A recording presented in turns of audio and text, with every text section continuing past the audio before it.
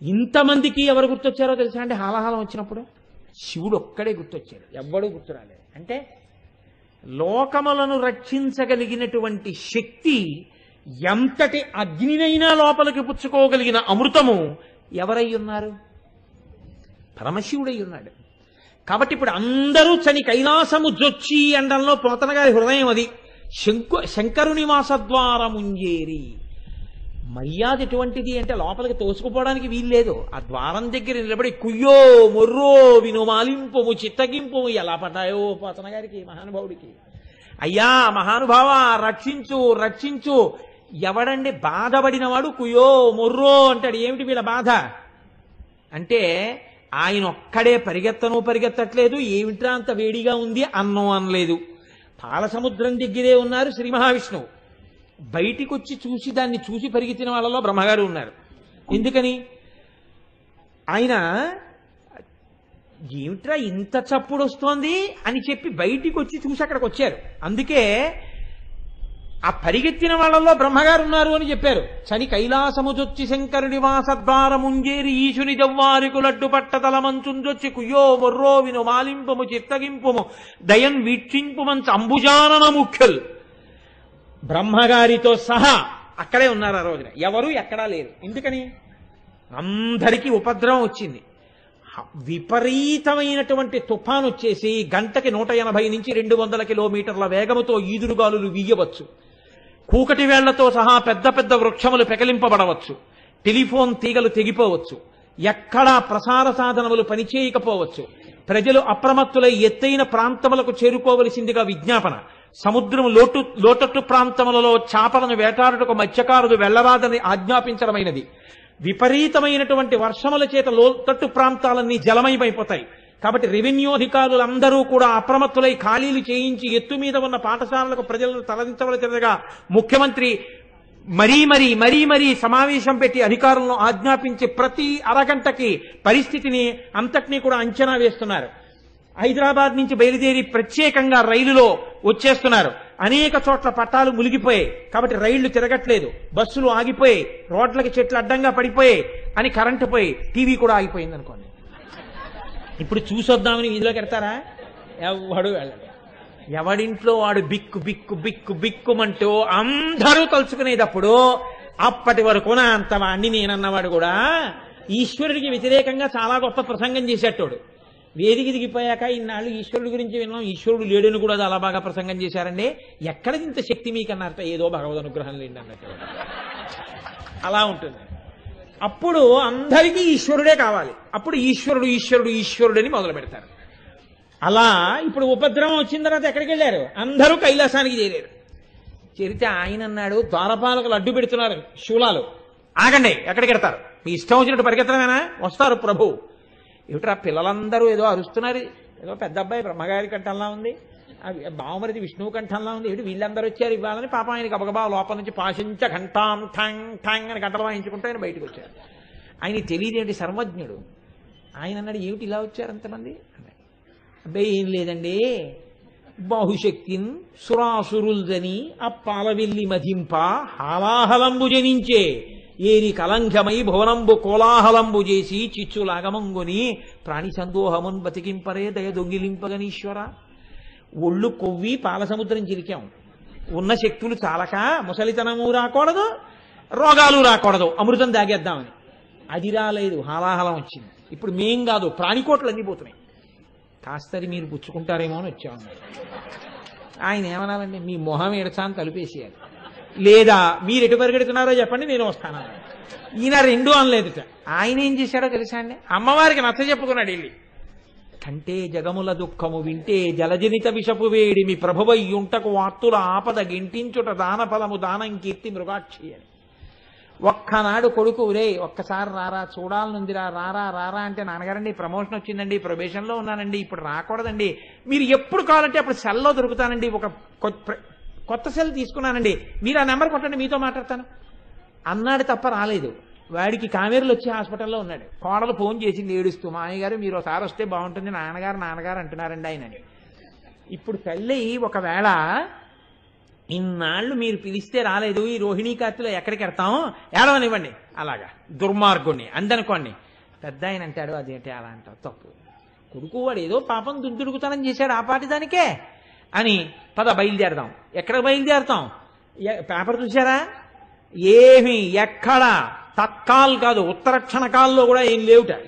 అంటే general compartment ఎక్కుదాం. Rohini కార్తెలో నెత్తి మీద గొడ్డేసుకుని పెద్ద ఆయన కొడుకు దగ్గరికి వెళ్తాడు. అలా ఈయన భార్యకి నచ్చజెప్పుకుంటున్నారు, పుచ్చేసుకుంటాను పార్వతి, పుచ్చేసుకుంటాను పార్వతి అని. అంటే ఆవిడ చూసి చూసి ఎంత ఔదార్యం అండి శివుడంటే ఔదార్యం, తండ్రి అండి లోకాలకి. అందుకే కాళిదాస్ ఒక్క మాట చెప్పాడు, వాగర్ధ వివసంతృప్తవు వాగర్ధ ప్రతిపత్తయే జగత పితరవు వందే పార్వతీ పరమేశ్వరవు అని. చూశావా, నీ అన్నగారు శ్రీ మహావిష్ణువు లోకాల్ని కాపాడాలి, లోకాలన్నీ పాడైపోతే ఆయన బెంగ పెట్టుకుంటారు. అందుకని లోకాల్ని కాపాడతాను పార్వతి అంటే ఆవిడంది, సరే మీ ఇష్టం, ఎలా ఇది కావాలంటే అలా బుచ్చేసుకోండి. ఇప్పుడు ఆయన బయటికి వచ్చి అందరూ చూడ్డానికి భయపడ్డారు. ఈయన దానికి ఎదురెళ్ళి దాన్ని చేత్తో పట్టుకున్నారు. పట్టుకుని ఇలా నలిపారు, దాన్ని నేరేడు పండంతా చేశారు. చేసి జంబూఫలంబున సర్వంకషమున్ మహావిషమునారా ఆహారించే హేళాగతి, దాన్ని చక్కగా నోట్లో పెట్టేసుకున్నారు. నోట్లో పెట్టేసుకుని మింగి కడుపులోకి వదిలిపెట్టకుండా ఆ కంఠంలో పెట్టుకున్నాడు కాబట్టి ఆయనకి నీలకంఠ అని ఒక పేరు వచ్చింది. అయితే ఇక్కడ ఒక గమ్మత్తైనటువంటి విషయం ఒకటి చెప్తుంటారు. శివానంద లహరిలో శంకరాచార్య వారు ఎప్పుడు ఎలా కావాలో అలా తిప్పేస్తారు ఆయన సంఘటనని. ఆయన అన్నారు, నువ్వు మహాజ్ఞానివి కదా, నీకు అలంకారాల మీద ఆసక్తి ఉండదు. మా తల్లి పార్వతీదేవి మెళ్ళో ఏదైనా వేసుకోండి, అంత తెల్లగా ఉంటారు, ఏమీ వేసుకోరు ఎప్పుడు మీరు, మీ సింప్లిసిటీ అంటోందని. మళ్ళీ బయట ఆభరణాలు వేసుకోవడం ఇష్టం లేక మెళ్ళో కంఠంలో హాలాహలం పెట్టుకుంటే నీల పతాకంతో కూడిన మణి వేసుకున్నట్టు ఉంటుందని హాలాహలం కంఠంలో పెట్టుకున్నావా శంకరా అని అడిగారు ఆయన. అలా ఆయన ఆ రోజున నీలకంఠుడయ్యాడు. ఇప్పుడు శంకరాచార్యులు వారు అంటారు, సౌందర్యలహరి దగ్గరికి వచ్చేటప్పటికి అన్నారు, సుధామప్యాస్వాద్య ప్రతిభయజరా మృత్యుహరిణీం విపద్యంతే విశ్వే విధిశతమఖముఖాద్యాది విశద. ఏడమ్మా, 100 మఖములు 100 యజ్ఞములు చేసినటువంటి వాడు ఇంద్ర పదవిని పొందాడు. ఆ ఇంద్రుడేడి వెళ్ళిపోయాడు కాలగతిలో. అమృతాన్ని తాగినటువంటి బ్రహ్మగారి వెళ్ళిపోయారు. ఒక్కొక్క యుగంలో ఒక్కొక్క బ్రహ్మగారు వెళ్ళిపోతుంటే అయ్యో లోకాలన్నింటినీ సృష్టించడానికి మొట్టమొదట వచ్చినటువంటి వాడు పెద్ద ఈయన పుర్రె కూడా బొత్తిగా అలా పడిపోవడమే బాగుండదని పాపం ఆ పుర్రెకి ఏమైనా మంచి స్థానం ఇద్దాం అనుకున్నట్ట. ఇంట్లోనూ అక్కడ పెడితే ఏమిటండి ఇంట్లో పుర్రెట్టుకున్నారు అనుకుంటారని చిన్నతనంలో నాకు కూతురు పుట్టిన కొత్తల్లో నా కూతురికి ఒక 4-5 ఏళ్ల వయస్సుండగా మా ఇంటికి ఒక బంధువు ఆవిడ వచ్చారు, ఒక వృద్ధురాలు. ఆవిడ వాష్ బేసిన్ దగ్గర మొహం కడుక్కుంటూ ఆవిడ కట్టుడు పళ్ళు, ఆ పళ్ళు తీసి వాష్ బేసిన్ మీద పెట్టి ఆవిడ మర్చిపోయింది ఆ పళ్ళు పెట్టుకోవడం. మర్చిపోయి ఏదో మాట్లాడుతూ ఉరే అని నాతో మాట్లాడుతూ వచ్చేసింది. చక్కగా 6:30కో ఎప్పుడో లేచి బ్రష్ అట్టుకుని మా అమ్మాయి వాష్ బేసిన్ దగ్గరికి నిద్రకాళ్ళతో వెళ్ళి ఇలా చూసింది, పళ్ళు ఉన్నాయి. అమ్మో పళ్ళ నెరిచి పారిపోయింది. అంటే అవి చిన్ననాన్నమ్మ పళ్ళమ్మ అని ఎంత చెప్పినా మర్నాడికి జ్వరం వచ్చిందానికి. ఆ జ్వరంలో పళ్ళు అని కలవరించేది. అలా పుర్రి తీసుకొచ్చి ఇంట్లో పెడితే ఏ పిల్లలో వస్తే బెంగెట్టుకున్నారనుకున్నారో ఏమో ఆయన. అందుకని ఇంట్లో ఎందుకు గొడవ, మెల్ల వేసుకుంటే గొడవ వదిలిపోతుందని ఓ పుర్రి వేసుకున్నట్టు. అది మెల్లమెల్లగా ఏమైందంటే ఓ పెద్ద హారం ఒకటయింది. అంటే ఇప్పుడు పుర్రెలమాల ఎందుకు వేసుకున్నాడు అంటే ఆయన చేతకాక వేసుకోలేదు. ఒక్కొక్క యుగంలో వెళ్ళిపోయినటువంటి బ్రహ్మగారుల పుర్రెలన్నీ బొత్తిగా రుద్రభూమిలో పారేస్తే ఏం బాగుంటుందని మెడలో వేసుకుంటూ వచ్చాడు. ఇన్ని బ్రహ్మల పుర్రెలు ఉన్నాయి. బ్రహ్మమస్తకావళీ నిబద్ధతే నమశివాయ అన్నారు శంకరాచార్యుల వారు.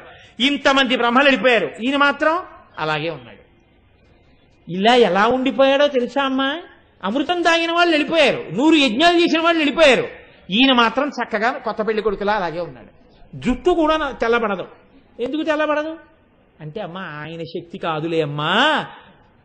సుధామప్యాస్వాద్య ప్రతిభయజరా మృత్యుహరిణీం విపద్యంతే విశ్వే విదిశతమఖముఖాద్యాది విశద కరాళం యక్షేళం కబలతవత కాలకలమా నశంభోస్తన్మూలం. అది శంకరుడి గొప్ప కాదమ్మా, తవ జనని తాటంక మహిమ. అమ్మా నీ చెవులకి తాటంకాలున్నాయే ఆ సౌభాగ్య సూచన యొక్క గొప్పతనం. అందుకే విషం తగిన బతికున్నాడమ్మా ఆయన అన్నారు శంకరాచార్యుల వారు.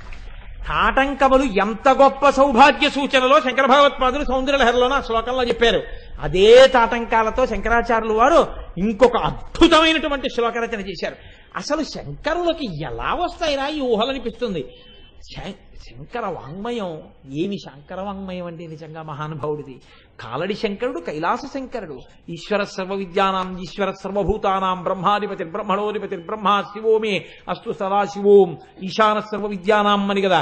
అందుకే మహానుభావుడు అటువంటి సాహిత్యాన్ని అటువంటి వాంగ్మయాన్ని ఇవ్వగలిగారు. కనుక మనకి ఆ తల్లి తాటంకముల గురించి విన్నా, ఆ తాటంకములను దర్శించిన మనం రేపొద్దున్న మన ఆడపిల్లల పెళ్లిళ్లు చేసినప్పుడు అటువంటి సౌభాగ్య సూచనలై ఆ పిల్ల చక్కగా పసుపు కుంకాలతో సంతోషంగా ఉండాలని కోరుకుంటే మన ఆడపిల్ల చెవిలో ఒక తాటాకు ముక్క పెట్టి పెళ్లిపీటల మీద కూర్చోపెట్టిన సువాసినులు అప్పుడప్పుడు తాటంకములను చిన్న చిన్న తాటాకు ముక్క చెవిలో పెట్టుకుని తీస్తున్న అఖిలాండేశ్వరి అమ్మవారి తాటంకాల దర్శనం చేసిన లలితా సహస్రనామ స్తోత్రంలో ఈ నామాన్ని అనుసంధానం ప్రతిరోజు చేసిన సౌభాగ్య స్థానము రక్షింపబడుతుంది. అంత గొప్ప నామం ఈ నామం. అందున ఎప్పుడు చెప్పుకున్నాం? శుక్రవారం నాడు సాయంకాలం చెప్పుకున్నాం. అందుకే లోకంలో ఒక మర్యాద ఉందండి. ఆడపిల్ల పెళ్లి చేస్తుంటే ఇంకా పెళ్లికి ఆ అమ్మాయి ముహూర్తానికి దగ్గర పడుతుందనగా 2 చేస్తారు. ఒకటి మహాసంకల్పం చేస్తారు పెద్దలు, అక్కడ ఉన్నటువంటి ఋత్విక్కులు మహాసంకల్పం చదువుతారు. సువాసినులు ఏం చేస్తారంటే తప్పు లేకుండా చదవడం వచ్చిన వాళ్ళని తీసుకెళ్లి ప్రత్యేకంగా వాళ్ళని చక్కగా కూర్చోపెట్టి శ్రీమాత దగ్గర నుంచి అమ్మవారు ఆ మెడలో ఉన్నటువంటి మాంగళ్యం ఉన్నటువంటి వరకు కామేశబద్ధ మాంగళ్య సూత్ర శోభిత కంధర, మహాకామేశ్వరుడి చేత కట్టబడినటువంటి మంగళ సూత్రము ప్రకాశిస్తున్నటువంటి కంఠమున్న తల్లి అన్న నామం వరకు వాళ్ళు చదువుతూ ఉండగా తాళి కట్టిస్తే ఆ పిల్ల జీవితంలో చక్కగా అన్ని విధాల అభ్యున్నతిని పొందుతుంది. అంత గొప్ప నామాల్ని, ఆ నామాలు వినడం వల్ల మన సౌభాగ్యాన్ని మనం నిలబెట్టుకోగలిగిన శక్తిని మనకి కృప చేస్తూ వసిన్యాది దేవతల చేత ఆ రోజున అమ్మ స్తోత్రం చేయిస్తే, వ్యాస భగవానుడు గ్రంథస్థం చేస్తే, శంకర భగవత్పాదుడు సౌందర్యలహరినిస్తే, భాస్కర రాయల వారు వ్యాఖ్యానం ఇస్తే, ఈనాడు ఇంత పరమ పవిత్రమైన అసుర సంధ్య వేళ మనం చక్కగా అమ్మవారి గురించి ఈ నామాన్ని నా చేతనైనంత మేర, అమ్మ పలికించినంత మేర మీకు చెప్పి ఉన్నాను. పరమభక్తితో అవధరించి ఉన్నారు. ఈ కారణం చేత అందరి ఇళ్ళు సౌభాగ్యస్థానములై చక్కగా పిల్లా పాపలతో పసుపు కుంకాలతో సంతోషముగా ఉండే స్థితి కలుగుగాక. ఈయన అస్తమానం ఇలా చెప్తాడని మీరు అనుకోకండి. నేను ఇది చాలా పరమ పవిత్రమైన నామం అనుకున్న రోజు మాత్రమే ఈ మాట చెప్తుంటాను. అప్రదక్షిణంగా ఇలా వెళ్ళకండి అమ్మవారి దగ్గరికి. అంటే మర్యాద అని ఒకటి ఉంటుంది, గౌరవం చూపిస్తూ వెళ్ళాలి. అందున సువాసినీత్వం ఉండడానికి కారణం అమ్మవారి అనుగ్రహమే. చక్కగా మీరందరూ ఏం చేస్తారంటే ఇలా ప్రదక్షిణ పురస్సరంగా ఒక్కసారి అలా వెళ్ళి అమ్మవారి దర్శనం చేసుకుని ఇవాళ ఇంటికి వెళ్ళండి. దాని చేత మీ అందరూ సుఖ సంతోషాలతో ఉండాలని నేను ఈ మాట చెప్పాను తప్ప మిమ్మల్ని ఇబ్బంది పెట్టడం నా ఉద్దేశ్యం కాదు అని గ్రహించండి.